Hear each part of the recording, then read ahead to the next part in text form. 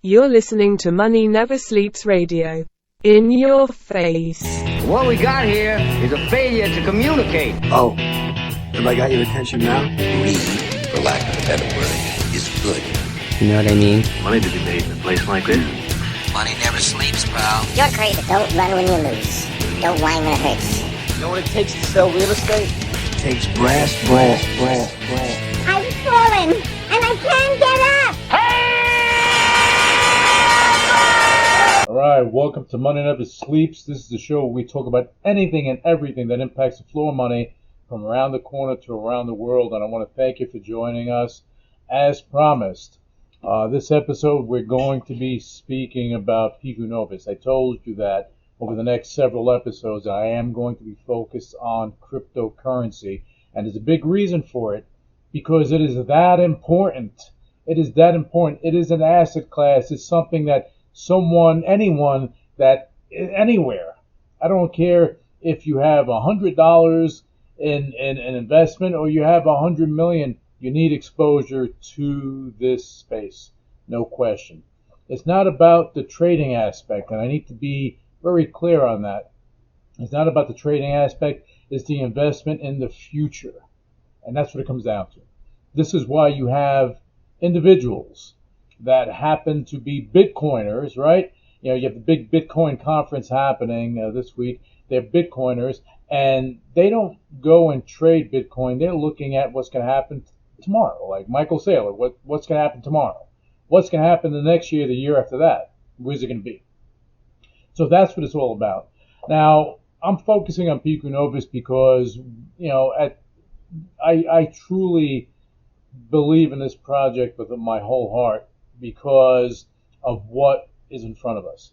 Okay, and let me go over the history, because it's not a blockchain that has been publicized. There was no ICO. There was nothing that happened that would give it the exposure that an Ethereum or Solana or other blockchains got, because they got huge checks into the companies or into the chains to the people that were developing it for them to do what they needed to do.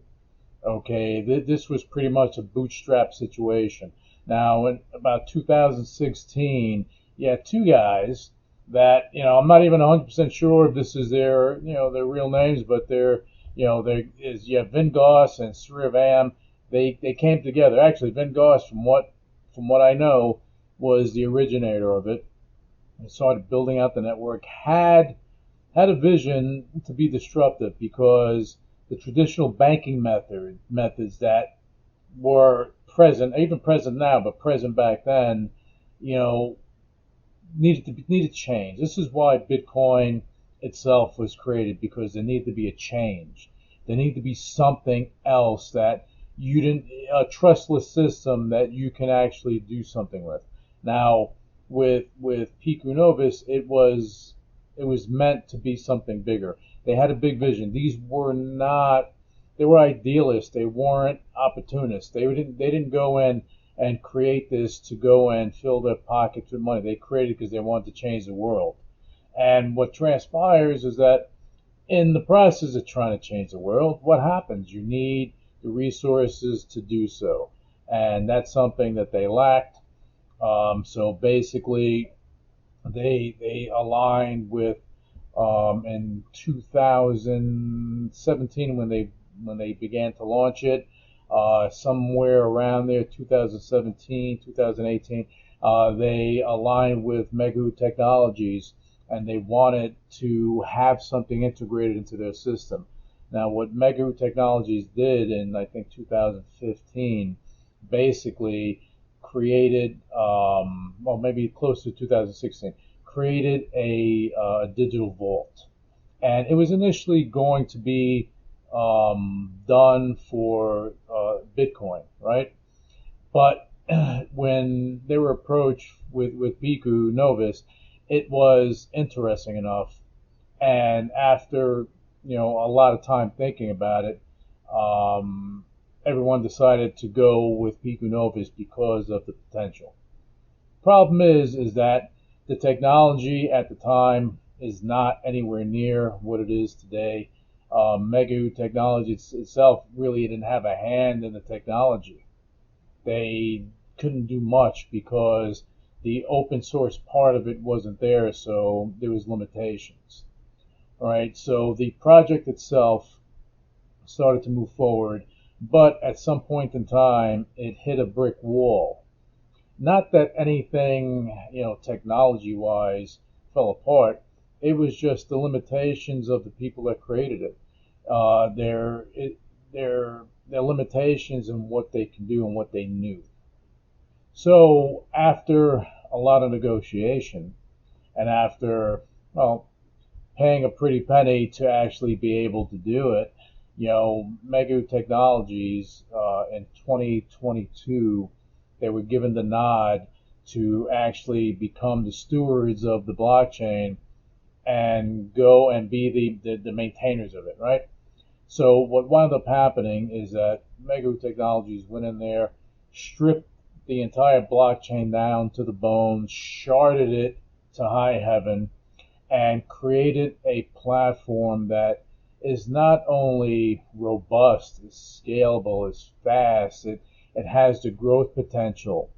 And it achieved in 2023, it achieved over 110,000 transactions per second. Per second. You have chains out there that don't achieve that. You have some chains that say they achieved 100,000, which is possible. But, this was all done in real time, and it wasn't a theory. So basically when that transpired, it created one of the most robust blockchains that I have been that I've dealt with. And because of the potential of it, it just excites me just to even speak about it because of where it came from and where it's going. All right, you have platforms that were built on it, and because of the sharding and the breaking down and the pretty much the repositioning of the entire blockchain, doing that without disrupting certain things is a big task. You've seen Ethereum when they had to do their fork. It took them a long time to do that.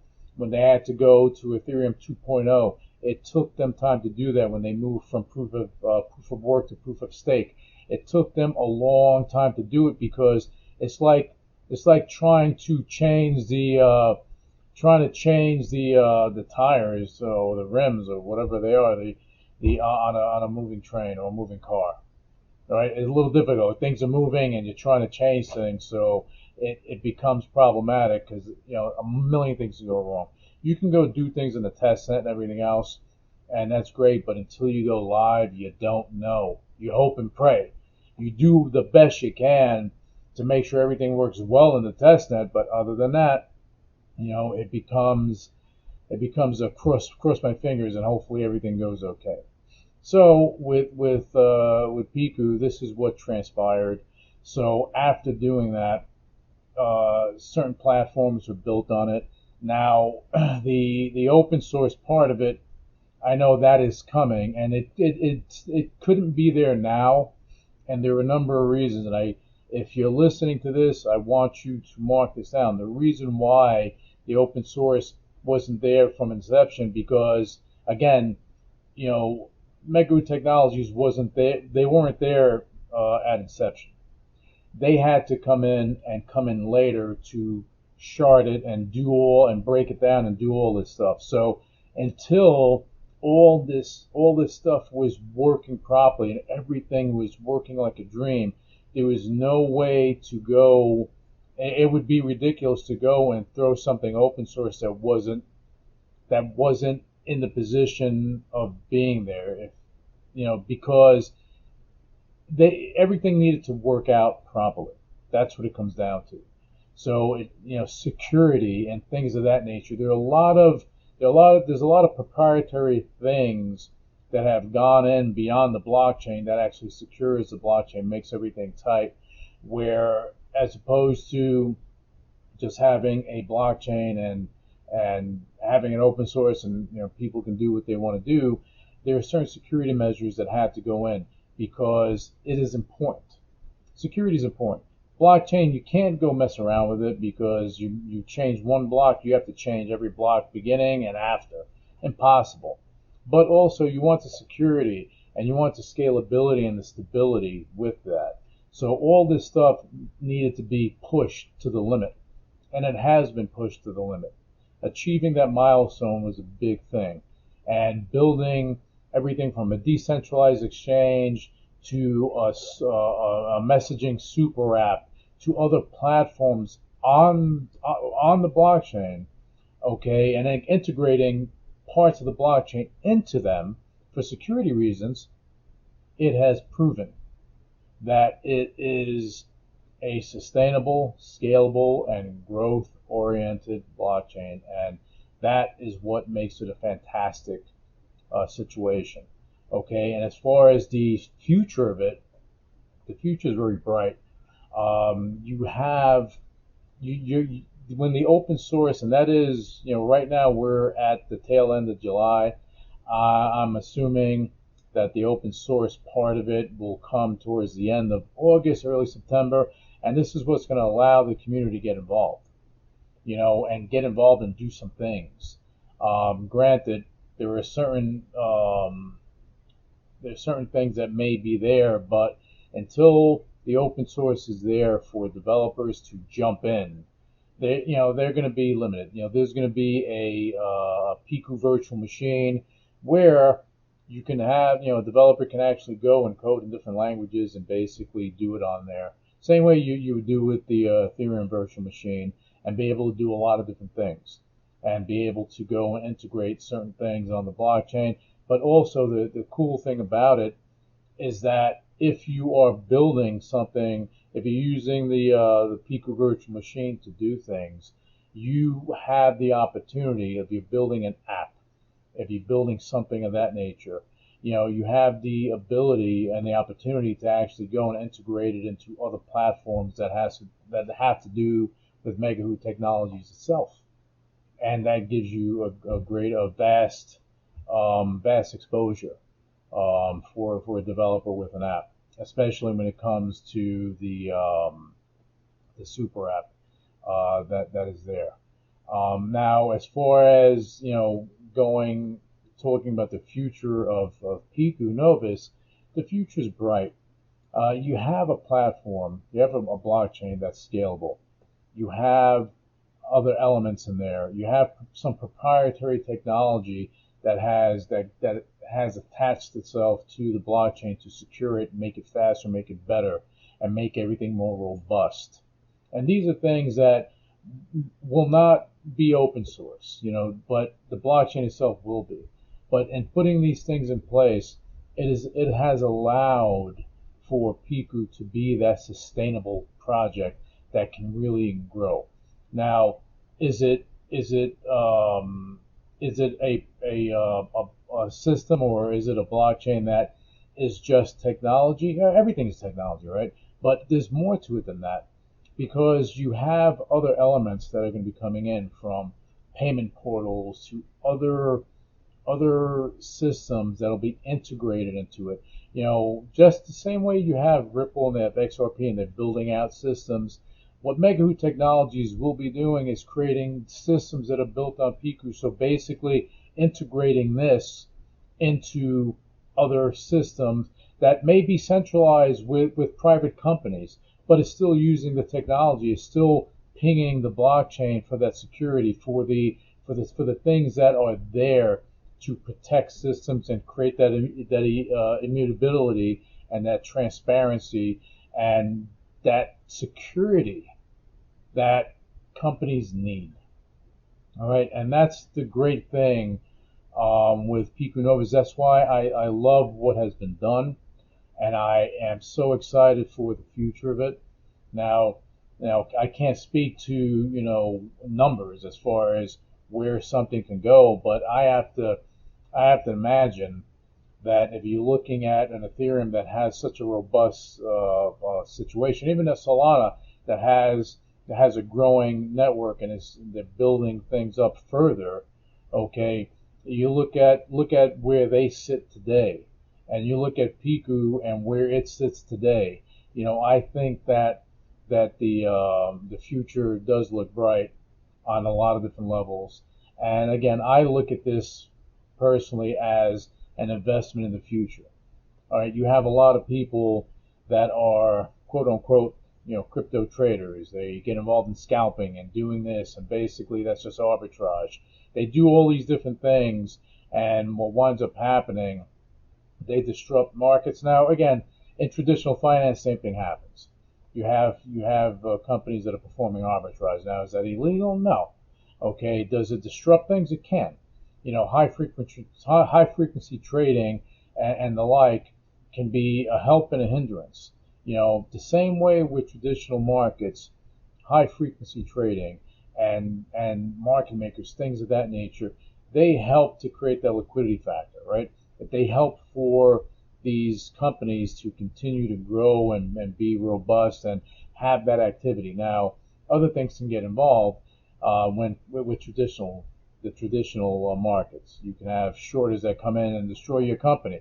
You can have, like with GameStop, where you had the meme stocks and they started running up and it was a crazy thing. Okay, a lot of things can happen there. Now in the crypto space, it's just a bit different because you don't have that shorting part of it. The cool thing is that on Hootex itself, which is a decentralized exchange, basically there are hedging tools there that allow people to actually hedge the best of their trading. Now, these elements need to be there to create a robust ecosystem. You take the good with the bad. You just can't have the investment, even though for me, Piku is an investment in the future. You're going to have people that are going to want to trade and do things along the way. Of course, they're going to want to do that. I would imagine they would, just like anything else. You're not going to sit on something and hope that, in the next 5 years you'll wake up and it'll be $1 gazillion. So if you have the ability to trade along the way, people do that. But what became important is creating an honest environment where you have people that can come together on a peer-to-peer basis and swap with each other and trade with each other, right? They can go and swap one token for another and so on and so forth. And Hootex itself, I believe, has about 300 something tokens on there and growing. There's a stable coin that's being introduced, and that's going to give people the ability, traders, the ability to have stability as opposed to hanging on to something while it goes up and down. The crypto market is volatile. We all know this. Bitcoin is getting to be a little more stable than it's ever been. I'll tell you that much. It's not having the 5,000 point wax on the upside or the downside within 30 seconds, but it's going to have you can have your ups and downs, your peaks and your valleys. It's going to happen. It's just the way things go. If something goes in a straight line all the way up, you should be concerned about that because that is not normal. All right, so you'll have the ebb and the flow will go forward, and you just have to pick your moments. But again, when I look at Bitcoin, Ethereum, and Piku Novus, I look at an investment in the future, not so much a trading part of it. However, again, the trading part is there, and I know that once the open source part of it is out there and all the documentation. Now, bear in mind that Piku Novus is fully decentralized. It's just the documentation and the open source codes have not been put out there for a reason. So it's going to be put out there for developers to get involved and join the community. This is something that I know that is a necessary thing for people to actually get involved and be a part of it. But it's going to happen, and it's coming down the pipe. But in the meanwhile, as I said, there are a lot of things that are going on with it, and there's a lot of road in front of it, and that's the beauty of it beyond everything else to me because of what can happen later. What can happen later? the systems that can be built on it. Not only decentralized, because you have a lot of groups that just focus on DeFi, but the reality is you have companies that want centralized blockchain systems that can go and they can do that in-house. This is what Ripple's doing, right? This is what Mega Hoot Technologies is doing, is working with these groups to bring them, if they so choose, to bring them centralized systems for them that can actually integrate the security, the robustness, and all the great things of the mainnet. This is what Ripple is doing with XRP. This is what Mega Hoot Technologies is doing with Piku, is going and taking and creating systems for groups and whatever industry they may be in, and give them the opportunity to benefit from all the good things of blockchain technology, but in a centralized situation, but also connecting to a decentralized network to secure things to the hilt. And that's the promise that I see with this.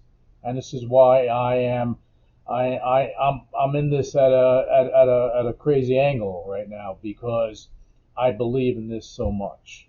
And I just wanted to go and share the history of Piku Novus, the blockchain. I didn't go into any pricing or any price predictions or anything, because I don't do that on this show. I leave that up to you and your advisors to figure that out. But I do give you my input as to what I see happening. Okay, and as I said, investments, I see Bitcoin, Ethereum, Piku Novus for the future. And I'll stand by that today, tomorrow, and 5 years from now. Okay, a lot of good things are going to happen. All right, I want to thank you for bearing with me, tuning in, hearing about Piku Novus, the history, and everything else. I am going to be having other episodes that'll focus on other blockchains and other things in the blockchain space, in the crypto space. You won't hear me speaking about any particular meme coin or anything like that, because I think that can be, I mean, to me, that is unadulterated gambling, because really, where's the future for that? There's no future. It's just in and out, somebody pumping and potentially dumping, and somebody's going to get left holding the bag, I believe. Anyway, thank you for tuning in. I'll be back with you with the next episode of Money Never Sleeps. Until then, you have yourself a great trading day. Initiating shutdown sequence. You're listening to UCW Radio. In your face. What is your major malfunction? So let it be written. So let it be done. Ladies and gentlemen, my mother thanks you, my father thanks you, my sister thanks you, and I thank you. The views and opinions expressed on Money Never Sleeps Radio are for informational purposes only and should not be construed as financial advice. The host Louis Velazquez and guests of Money Never Sleeps Radio are not licensed financial advisors, and any investment decisions made based on information presented in this podcast are at the listener's own risk. Listeners are encouraged to consult with a qualified financial advisor or investment professional before making any investment decisions. The podcast hosts and guests do not endorse or recommend any specific investment strategies or products. All investments involve risk, and past performance is not indicative of future results.